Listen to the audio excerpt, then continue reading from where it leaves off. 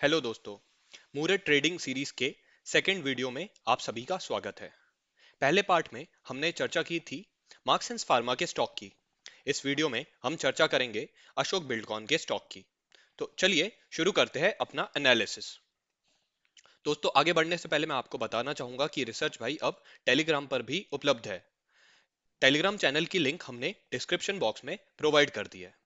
तो चलिए दोस्तों, आगे बढ़ते हैं। अशोक बिल्डकॉन के बिजनेस को समझते हैं। Ashok Buildcon is presently engaged in the business of construction of infrastructure facilities on engineering, procurement and construction basis and build, operate and transfer basis and sale of ready mixed concrete। यानी कि ये जो भी है ये इंफ्रास्ट्रक्चर और construction related businesses में deal करते हैं। स्टॉक का करंट मार्केट प्राइस चल रहा है अभी 69 रुपीज। चलिए, जो हमने कंपनी के बिजनेस को समझा, अब समझते हैं कंपनी के क्वार्टरली परफॉर्मेंस को और उसे एनालाइज करते हैं। तो यहाँ पे हमने पिछले 6 क्वार्टर के रिजल्ट्स को कंसिडर किया है। सबसे पहले बात करते हैं सेल्स की। तो ओवर द पीरियड अगर देखा जाए तो सेल्स जो है काफी इनकंसिस्टेंट रही है। जैसे कुछ पीरियड में घटे हैं, तो फिर बढ़े हैं, फिर बढ़े हैं, फिर घटे हैं, फिर बढ़े हैं। लेकिन हम देख सकते हैं कि पिछले क्वार्टर के मुकाबले इस क्वार्टर में सेल्स जो है बढ़ी है। एक्सपेंसेस भी उसी के प्रोपोर्शनेटली ही बिहेव किए हैं। बात करते हैं नेट प्रॉफिट की। तो नेट प्रॉफिट यहां पे हम देख सकते हैं कि नेट प्रॉफिट भी काफी इनकंसिस्टेंट ही रहे हैं कि पहले लॉस में थी कंपनी, फिर उसके बाद में प्रॉफिटेबल हुई। हालांकि पिछले क्वार्टर में यहाँ पे थोड़ा सा पैंडेमिक और लॉकडाउन के कारण रियलिटी सेक्टर में भी दबाव था, तो उसके कारण बिजनेस प्रभावित हुआ, जिससे कि नेट प्रॉफिट पर भी असर देखने को मिला। तो यहाँ पे कंपनी जो है पिछले क्वार्टर में लॉस में थी, हालांकि यहाँ से काफी अच्छा टर्न अराउंड दिया और इस क्वार्टर में कंपनी जो है प्रॉफिटेबल हो गई। यानी कि कंपनी ने अपने बिजनेस में काफी रिकवरी दिखाई है। तो यहाँ पे हम देख सकते हैं कि क्वार्टरली परफॉर्मेंस में रीसेंट क्वार्टर्स में कंपनी ने काफी अच्छी तेजी दिखाई है। तो इसे हम एक टर्न अराउंड स्टॉक मान सकते हैं।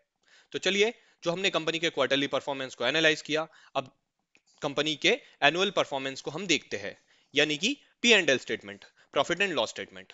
तो हम सेल्स की बात करें तो सेल्स जो है ओवर द ईयर्स बड़े हैं, जो कि एक बहुत अच्छी बात है। यानी कि पिछले 6 सालों में सेल्स में एक लगातार ग्रोथ हमें देखने को मिली है। उसी के अनुसार ही एक्सपेंसेस भी बड़े ही है। यहाँ पे हम रॉ मटेरियल कॉस्ट की बात करते हैं, पावर एंड फ्यूल की बात करते हैं, एम्प्लॉय कॉस्ट की बात करते हैं, तो देख सकते हैं ओवर द ईयर्स ये बड़े हुए हैं। इंटरेस्ट की बात की जाए तो इंटरेस्ट के एक्सपेंसेस भी लगातार बढ़ रहे हैं। हालांकि ये थोड़ा सा चिंताजनक है। इसका मतलब है कि इंटरेस्ट एक्सपेंसेस अगर इतना हाई है, इसका मतलब है डेट जो है काफी है। तो यहाँ पे हमको थोड़ा सा कॉशियस रहना चाहिए। अब सबसे इंपॉर्टेंट चीज पर आते हैं, हमारे नेट प्रॉफिट। तो नेट प्रॉफिट को देखते हैं। तो अगर हम यहाँ से 3 या 4 साल पहले तक की बात की करें तो कंपनी जो है एक लॉस मेकिंग एंटिटी थी। हालांकि 4 या 5 साल पहले से ही ये लगातार धीरे धीरे एक रिकवरी की तरफ थे। यानी कि पहले इनका लॉस 2017 में काफी था, फिर धीरे धीरे ओवर द पीरियड ये घटा है।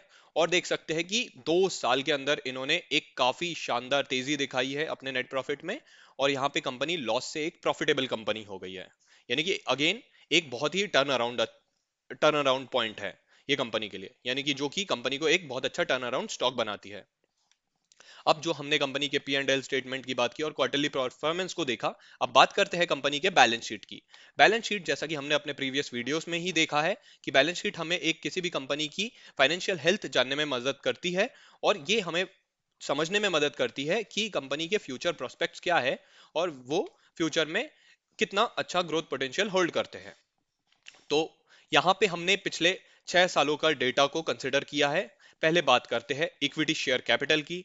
तो इक्विटी शेयर कैपिटल हम देख सकते हैं कि कंपनी ने ओवर द पीरियड ग्रेजुअली बढ़ाए है, which is a very good sign. अब बात करते हैं रिजर्व्स की। तो रिजर्व्स हम यहाँ पे देख सकते हैं कि इनिशियली रिजर्व्स बढ़ रहे थे, फिर घटे हैं रिजर्व्स थोड़ी सी, जो कि काफी चिंताजनक बात रही है। हालांकि पिछले साल जो है कंपनी के रिजर्व्स बढ़े हैं। तो यहाँ पे हम देख सकते हैं कि रिजर्व्स का डेटा काफी इनकंसिस्टेंट है। तो यहाँ पे हमको थोड़ा सा कॉशियस रहने की जरूरत है। इसके साथ ही हमको बोरोइंग्स का डेटा भी देखना चाहिए। तो यहाँ पे हम देखते हैं कि हमने पिछली पिछली स्लाइड में हमने देखा था कि इंटरेस्ट जो था, इंटरेस्ट एक्सपेंसेस काफी ज्यादा थे, तो हमने वही समझा था कि कंपनी जो है शायद काफी डेट ले रही है, जो कि यहाँ पे इस पॉइंट से ही साबित होता है कि बोरोइंग्स जो है लगातार ओवर द ईयर्स बढ़े हैं। तो ये भी एक काफी चिंताजनक पॉइंट है। तो ये जो भी सारी चीजें हैं यहाँ पे थोड़े से मिक्स्ड रिस्पॉन्सेस रहे हैं। तो इसकी वजह से हम इसे काफी अच्छी बैलेंस शीट नहीं कहेंगे, ना ही काफी खराब कहेंगे, क्योंकि रीसेंट ईयर और रीसेंट क्वार्टर्स में कंपनी ने काफी अच्छा टर्न अराउंड परफॉर्मेंस दिखाया है। तो आगे भी हमको इसके परफॉर्मेंस पर नजर रखनी पड़ेगी। तो हो सकता है कि ओवर द ईयर अगर कंपनी जो है अच्छा प्रॉफिट जनरेट करती है, तो वो यहाँ से अपने जो डेट है उसको भी रिड्यूस करेगी, और जो भी दूसरा जितना भी उनका मुनाफा रहेगा उन्हें अपने दूसरे बिजनेस प्लान्स में और बिजनेस एक्सपेंशंस में वहां पे वो पैसे को यूज करेगी। तो हमको आगे भी यहाँ पे एक अच्छा ग्रोथ देखने को मिल सकता है। तो अभी के फिलहाल हम इस बैलेंस शीट को एवरेज कहेंगे। तो दोस्तों इस तरीके से हमने कंपनी के फंडामेंटल्स को समझा। चलिए बात करते हैं अब कंपनी के चार्ट की, यानी कि हम कंपनी को अब टेक्निकली एनालाइज करने की कोशिश करते हैं। यहाँ पे हमने कंपनी का पिछले एक साल का चार्ट कंसिडर किया है।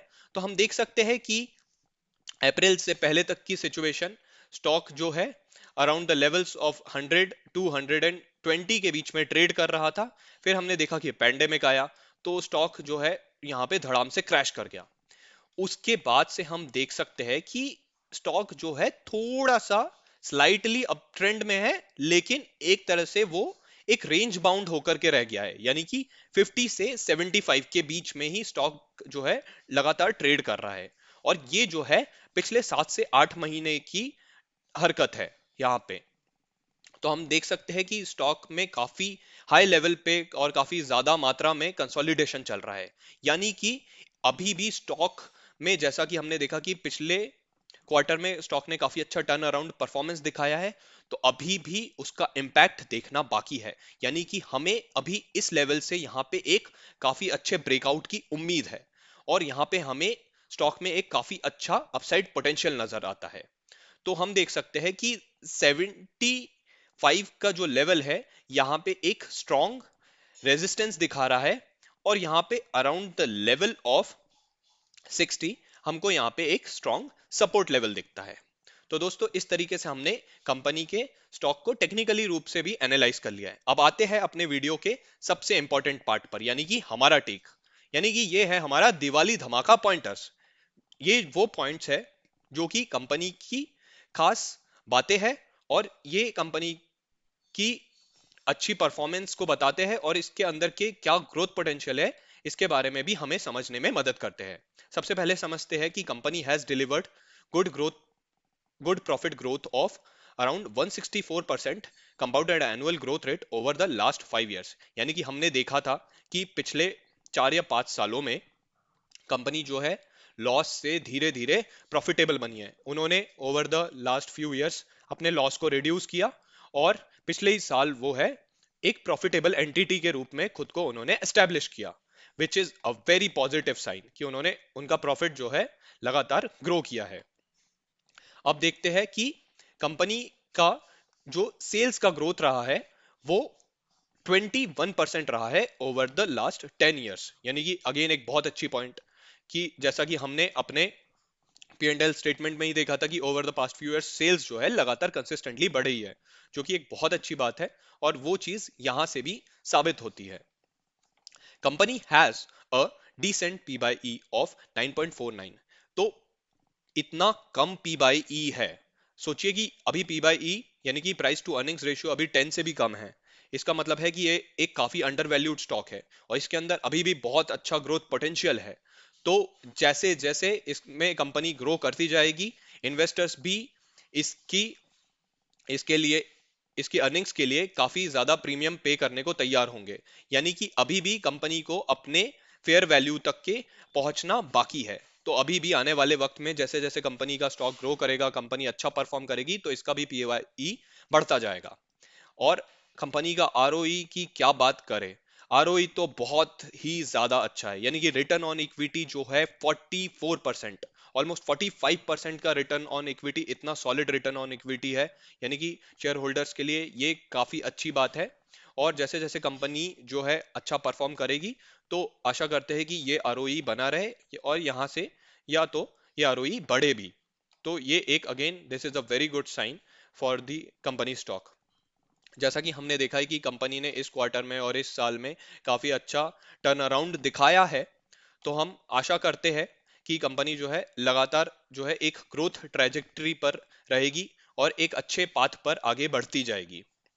अभी हमने देखा कि रिसेंटली सरकार ने भी जो है एक फिस्कल स्टिम्युलस की अनाउंसमेंट की है, जिसमें कि 10 सेक्टर्स जो है इसमें आने वाले टाइम में अफेक्ट होंगे पॉजिटिव रूप में, जिसमें से एक सेक्टर है रियलिटी सेक्टर। तो कंपनी जो है रियलिटी सेक्टर से ही रिलेटेड है, और यहाँ पे सरकार ने कहा है कि वो जो है आईटी में छूट देंगे, जो कि डेवलपर्स है या कि जो होम बायर्स है उनके लिए आईटी में उन्हें छूट रहेगी। तो इसका मतलब है कि अगर इनकम टैक्स में छूट होगी, तो यहाँ से जो है डिमांड बढ़ेगी, और डिमांड बढ़ेगी तो सेल्स भी बढ़ेगी, और तो सेल्स बढ़ेगी तो इन कंपनीज को इसका आने वाले टाइम में काफी फायदा मिलेगा। तो रियलिटी सेक्टर में भी हम एक बूम की आशा कर सकते हैं, और इसी तरीके से हम अशोक बिल्डकॉन की सेल्स में और प्रॉफिट में फ्यूचर में एक ग्रोथ की हम आशा करते हैं।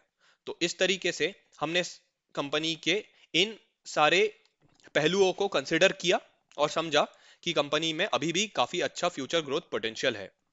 जैसा कि हमने अभी अपने चार्ट में बात की थी कि पिछले कुछ महीनों से कंपनी के स्टॉक में काफी ज्यादा कंसोलिडेशन है, तो अभी भी हम आशा करते हैं कि इसमें एक काफी अच्छा अपसाइड पोटेंशियल है, और इसमें जो है 35 से 40% का अपसाइड पोटेंशियल है।